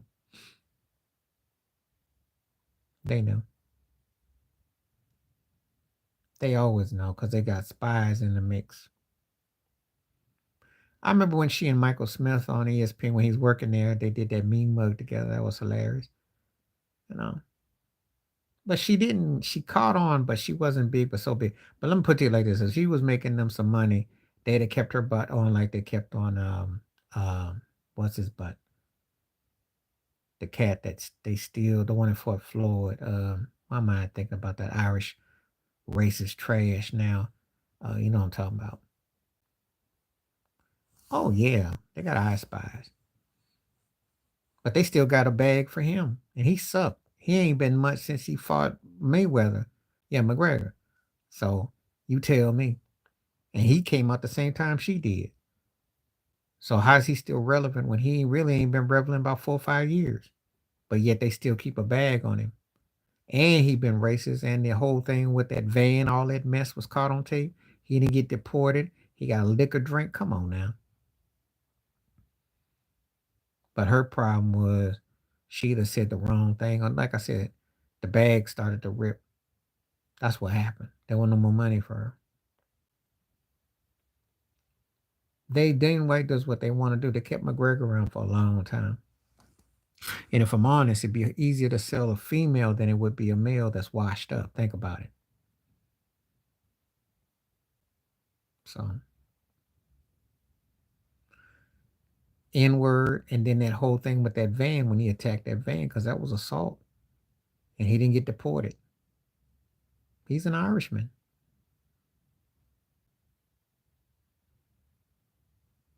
He's had 2 episodes post after he had that joke over fight against Mayweather.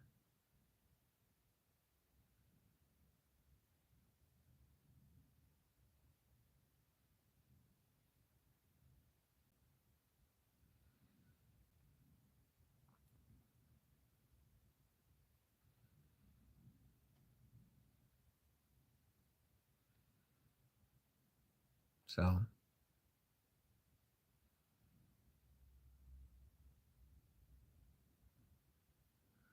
I don't go looking for him. I seen when they had the pictures, they still trying to get him to fight.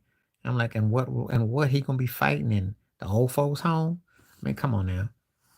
He been shot for 5 years, and that's being kind. Cause his last time he really mattered was probably 2018, 2017, 2018, maybe night. That's it. That's it. Cause one thing, I'm not an MMA dude like that, but I know those cats and those women, you don't have but probably what? Probably 5 or 6 years tops. That's like being a tennis player in the old days. Your peak and your prime ain't but so long. He ain't had a long peak. So if they say he may be doing something strange for the change, because I don't see nothing else. Well, he did become a corporate pitchman, and they market him. If you go to Walmart, they still got McGregor logos. So that just goes to show you the double standards.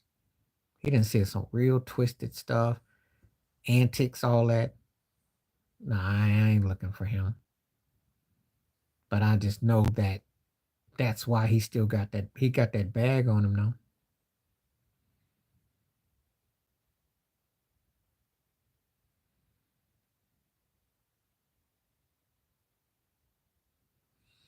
So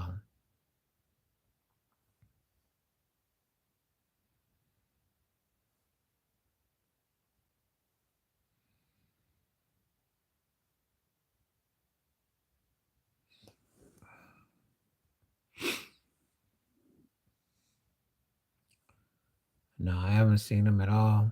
I heard about something. He was supposed to be fighting some buster. Well, in my lifetime, Muhammad Ali's one of them, but Sugar Ray Leonard, that's a hard debate right there. 'Cause Sugar Ray, Ali had bigger fights. That was a great question by Ted. That's a great question. Sugar Ray, even though Ali had bigger fights for his time, Sugar Ray was a big draw. So that's a toughie. Just them two for sure. De La Hoya, Floyd.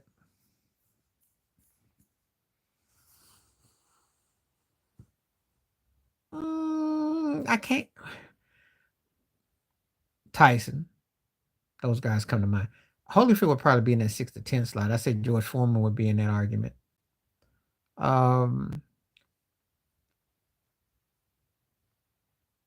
you could make the case for Roy Jones Jr. Yeah, because the HBO thing was big. I mean, he was pretty big. When you ask a question like this, though, there ain't but like, and Joe Lewis. Joe Lewis is in there too. There are not a lot of guys, because this is a great question.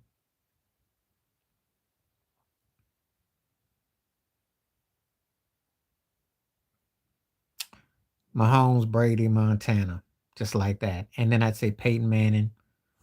Um,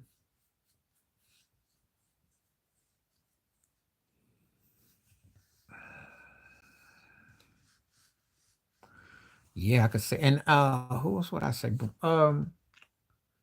Hate to say this, Brett Favre, Dan Marino. Those six come to mind.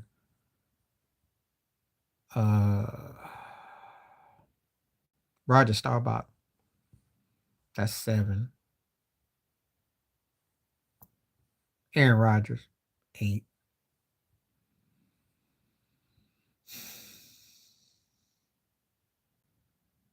Hmm. Those are eight guys off the top. And see, the tough thing about this is you could win or you didn't, but when you're saying crossover appeal, it's certain guys. I mentioned Elway already. I'm trying to think because if I got to find two more guys, this is Terry Bradshaw. They're crossover appeal.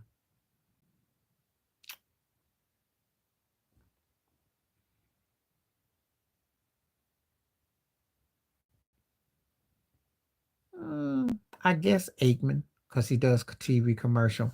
It does pay to play for Dallas. I mean, let's be realistic. Romo got a TV gig. Aikman, Starbuck, Deion Sanders.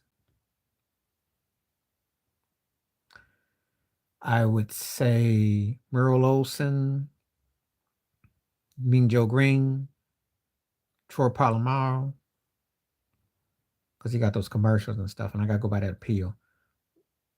Ronnie Lott, but that was more for respect.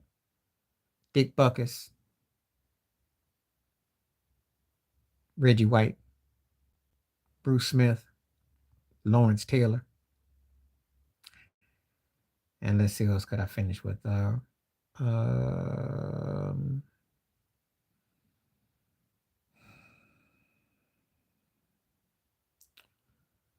who else could I say that got me? I want to say Ray Nitschke, but I gotta think. You could make, because he did have a book out and he had a strange appeal. You could make a case for Charles Haley. He did have some strange appeal. That was interesting how he got people do gravitate towards him. You can make a case for him. Um, yeah.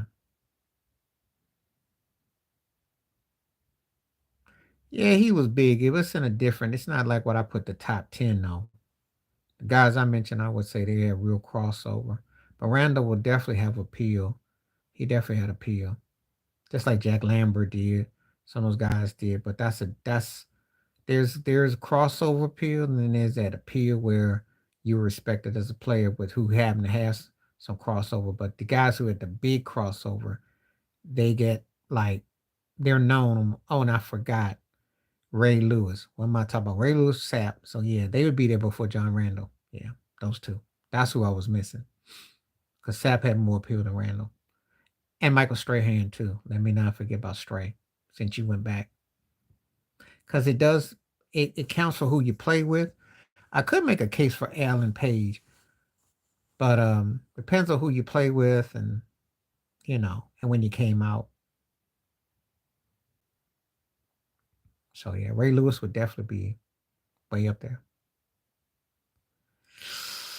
Yes and no. And it's kind of like the Randall thing. It's kind of like in that 15 to 25 slot. He was big, but because the way Seattle lost that Super Bowl and his reaction to New England and then lose that one in Frisco, had he walked out with 3 rings, yes. If he has 2 rings, if he has two, not even 3, if he has 2 rings, then they probably much have him on the coming out the door behind Dion. That's how big losing that second ring been to his career, because he was considered a shut man and he had crazy respect. That's the reason why he doesn't quite get elevated to that. He had a chance. If he gets 2 rings, yeah. I know you're gonna ask me about Revis Island, Champ Bailey. I said, no, not quite. They respected his corner shutman, but they didn't have. And the praying that powers me is Daryl Green should be one of them, but he ain't because he was bad. Oh, Clemens, Nolan Ryan, Pedro, Bob Gibson, Drysdale, Juan Marcel. You can say Cy Young, Walter Johnson, if you want to go old timey. Steve Carlton, Tom Seaver. Yeah, I'm really reeling them off the guys now. Greg Maddox, Glavin. They had crazy love. Um Verlander's gonna get it. Yeah. It's gonna be sad to say because the only Yankee that comes to mind is Rivera because Guidry didn't dominate long enough. Clemens wasn't a Yankee all his whole career. And that's the one. And really you think about it. Um, but just talking pitchers. And of course, Randy Johnson, and I hate to say this, Kurt Schilling. Hate to say that. Barry Bonds, Ted Williams, Tony Gwynn, Ricky Henderson, Ken Griffey Jr., Willie Mays, Hank Aaron, Roberto Clemente, uh, Trout, Bryce Harper. Um, what's what I say?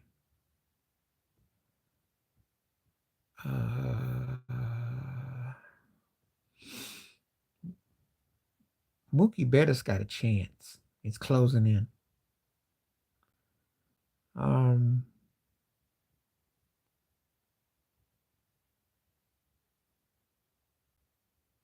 could have said Canseco because he was an outfielder. Because when you say crossover, that's where I'm going with it. And I'm thinking about cats that played the field, and Bobby Bonds had it.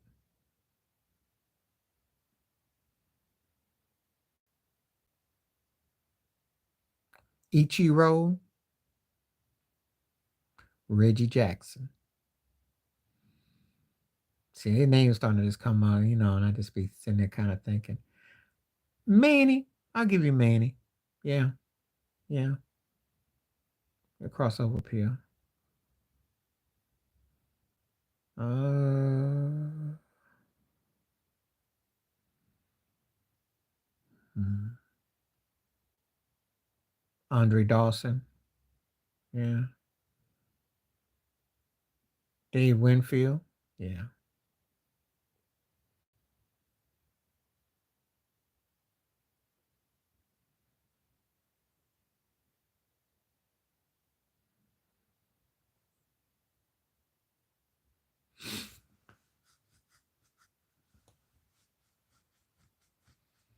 So those cats come to mind.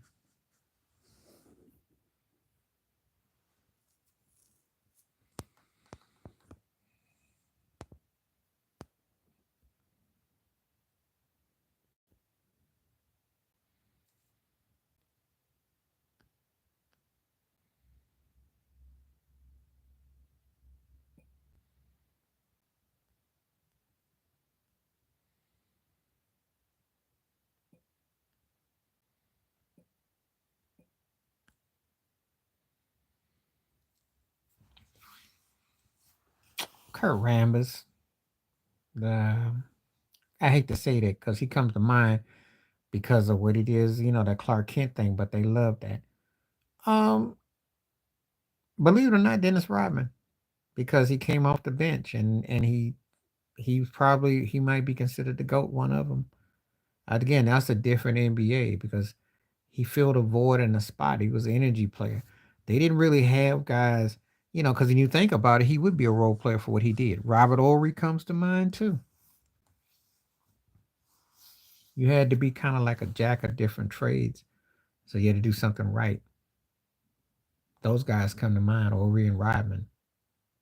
They got a bunch of rings too, bunch of success. Rambis got a few. That's sad. Um,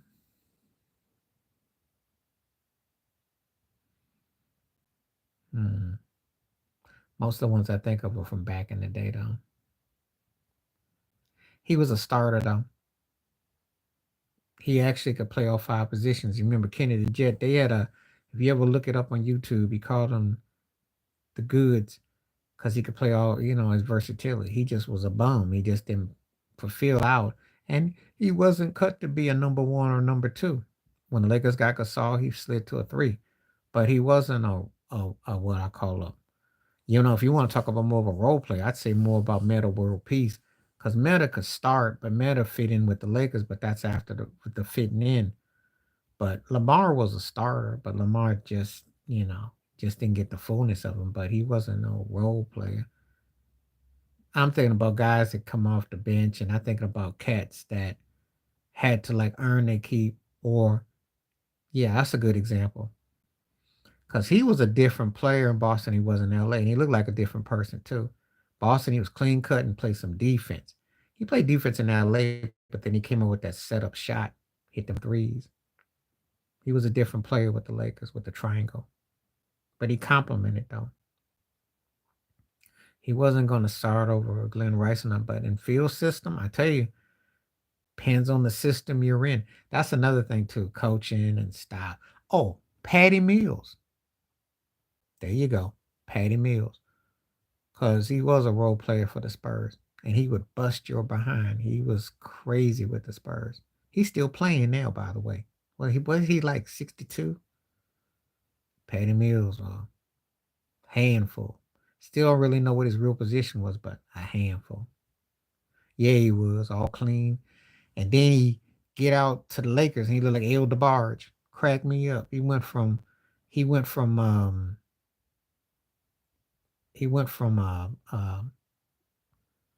Ralph Tresvant to El DeBarge. It was cracked me up. I remember. Hair was all flowing and blowing in LA.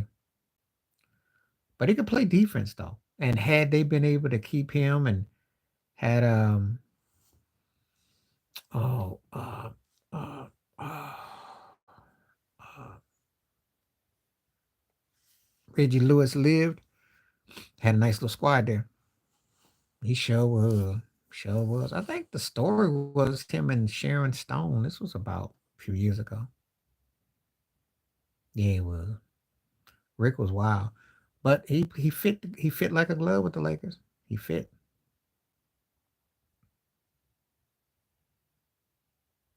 He fit like a glove. He was good on defense. He played good against Pager. But yeah, he was chasing.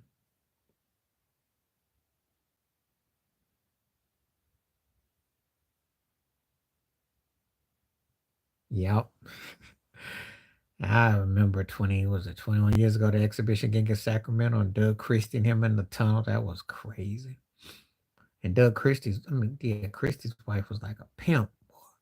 So like getting on him, stuff was crazy. It's like a bad Jerry Springer episode.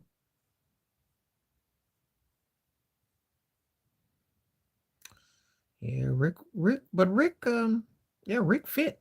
It wasn't until they played the Pistons that he started to look old, and they got knocked out like some pins against Detroit because he looked old, Fish looked washed.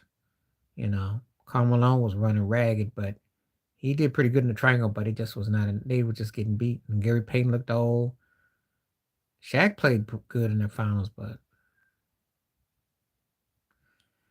yeah, but I'm gonna tell you something. He banned her for a reason. She's Hollywood. It looked like one way, but cats go the other way. Just saying. Don't let the looks fool you, cause there's some bad ones, but when you get with them right, that fun ends as soon as it begins. Remember that. She a Hollywood chick. I got much respect for her because I remember 40 years ago with the whole thing with Penthouse and the white girl, and my grandmother and her friends ran down the street talking about, oh, she's letting this white girl lick a stamp in the picture. And that was the big talk. And at the time, if you were a kid back then, it was the goody goody era. And it looked like that was a kiss of death for her. But for her to lose her crown, come back, have a hit music career, yup, hit music career, do theater, do Broadway, do TV, do movies. She's a force to be reckoned with. And I read her book. So I got much respect for her. Yeah. Oh yeah, all her kids, yeah. She married a dude from Buffalo, the last husband. I don't know if they still together though. They don't last long though. So, but she's a Hollywood woman, so she like that lifestyle. But I do, yeah, she has a family good. She ain't giving you no 10 kids. You get 10 minutes. You might get 10 hours. You ain't get no 10 kids. She's not that. She's not domesticated. That's what cats find out. She's not like Jane Kennedy Overton. Jane settled down. Vanessa ain't settled down. She been working. I said him. I said him. He did. But that was because he went to LA and in San Antonio. That's the LA thing made him a household name. He had some backlash after throwing the towel in Danny Ainge's face. But when he went to LA and hit that shot against Sacramento, hit that shot against Philly and Sacramento, and then with the Spurs came up big, yeah, that's what did it for him. Especially, with teaming up with Shaq, Kobe, and Phil. And then he solidified it with the Spurs. He's one of the first to come to mind when you mention that because he was a role player. But he wasn't a role player. Though. Weber wasn't a role player. Weber was a starter. There's the difference.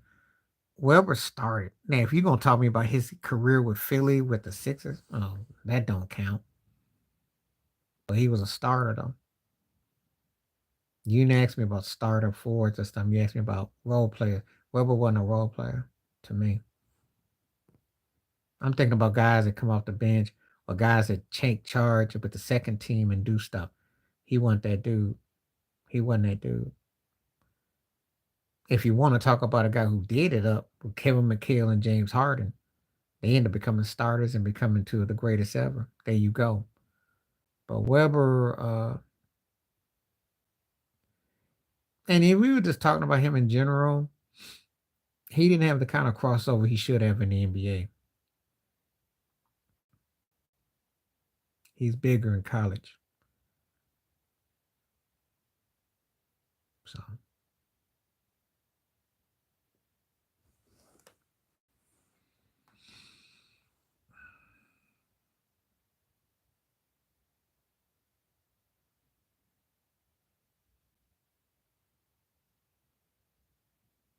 never had a chance to NFL and NBA. But he did good, pretty good with the Knicks. He showed he could have been a two-sport athlete. Would he have been in the Deion Sanders Bowl League? I don't know. Don't think so, but I don't know. We'll never know. Only he could pretty much answer that. But I'm impressed with a guy who could be a Heisman Trophy winner, quarterback, and then turn around. He had crossover, but he didn't have the crossover where the white folk wanted to give him that chance. You understand what I'm saying? There's a difference. You gotta have crossover where they say, okay, like Russell Wilson played baseball in Texas Rangers farm, tried, wasn't gonna make it, but you know what I mean? But he blew up in the NFL. Charlie Ward didn't blow up with the Knicks. He had some crossover, but that's because of his college success. But there's a difference.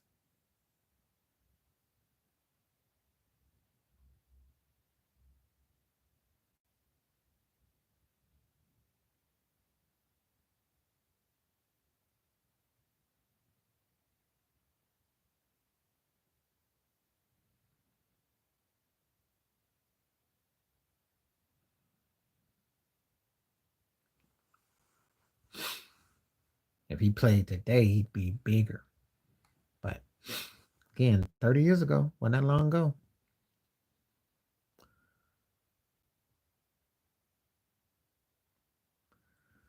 That's a good question you're asking, and I will answer that unequivocally yes, because that means white folks will keep money on you. You'll keep a career, you'll be an endorsement. Yeah.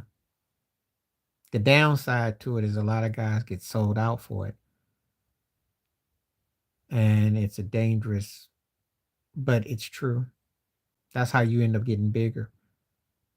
Think about it. Think about it. What? Ask yourself a question. Why is Jalen Brown bigger than Jamal Murray? But see, Jalen plays for who? The Celtics. And with Tatum. See, this and debate who you think is better, but there's crossover. And it's also who you play for. There's marketing. There's a lot of politics involved. But they pick who they want. They pick who they want. People don't always understand that. It's like they see him. Dwayne Wade told it. The one reasons why I always give Wade a pass that I do, because he did talk it from a political standpoint. He said that NBA is a plantation, how they check you out, which they do.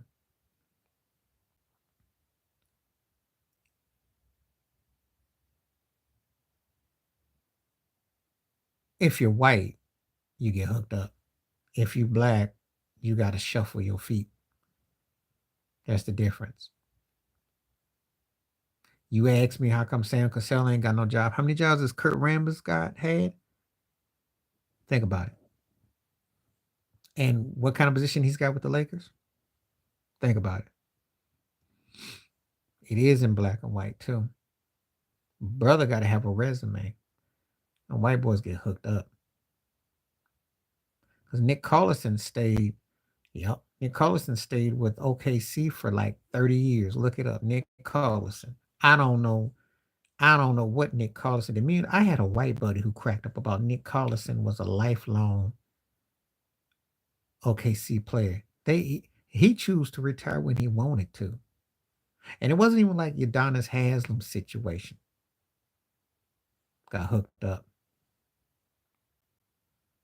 So, but yeah, you black, you gotta have some crossover usually, or unless somebody like Udonis who was tough and respected by the powers of brass, but usually because they looking at you like a field hand, they looking to make money off you.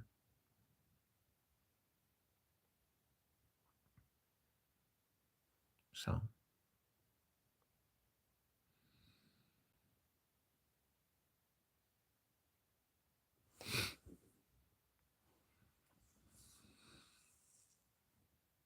and crossover can work.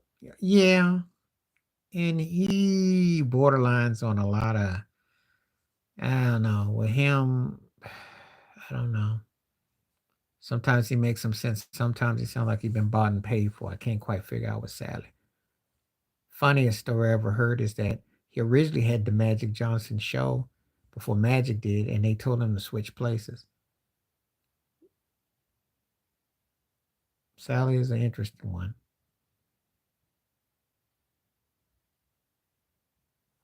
But yeah, he had crossover. He's one of the few cats that well, he was tall and long. He was good in college, and he was instrumental in that Pistons first run. But he, somewhere along the line, he got he got hooked up.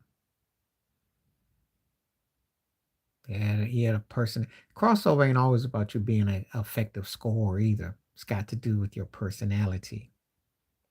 Because I can name you a lot of cats who score a lot of points, and they never got the crossover. Like McAdoo, Adrian Dantley, they never had the crossover. Bernard King too. They're cats that because their talent and what they did is their blueprint. That's all they got. But that crossover thing is a different animal. So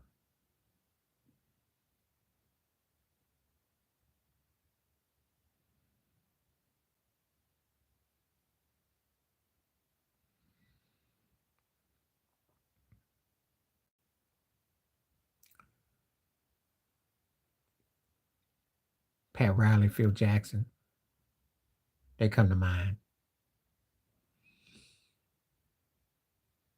Arbach comes to mind.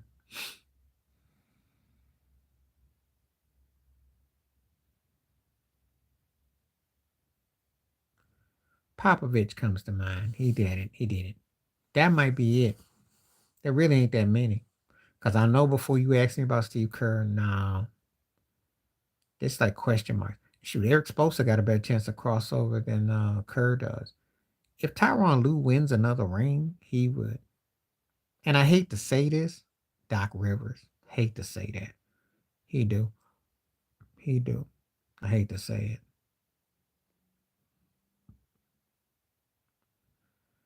Yeah, I hate to say it though, but it's true.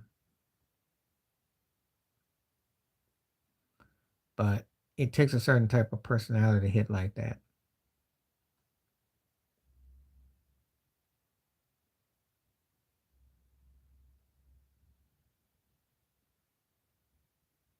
So,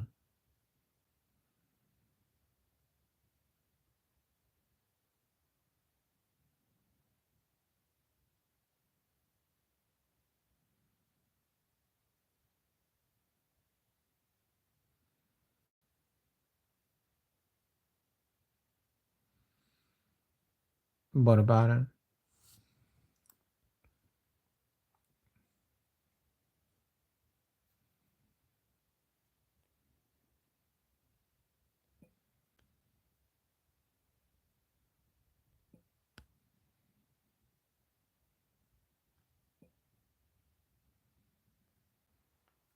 What about Monte? No. Likable, but not crossover. Crossover is when I can take you to different places and people know who you are, your success is respected, and you transcend and stuff. No. Like I said, from Phoenix to Detroit, that's not crossover. That's a nightmare.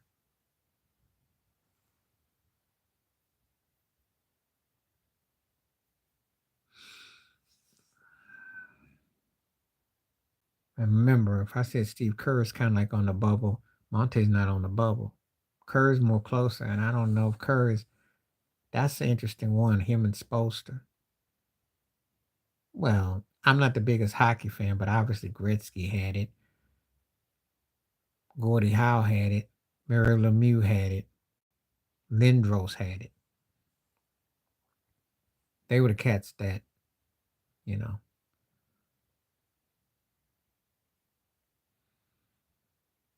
But when you cross over in hockey, you have to be like protected by the system, and you also have to be great.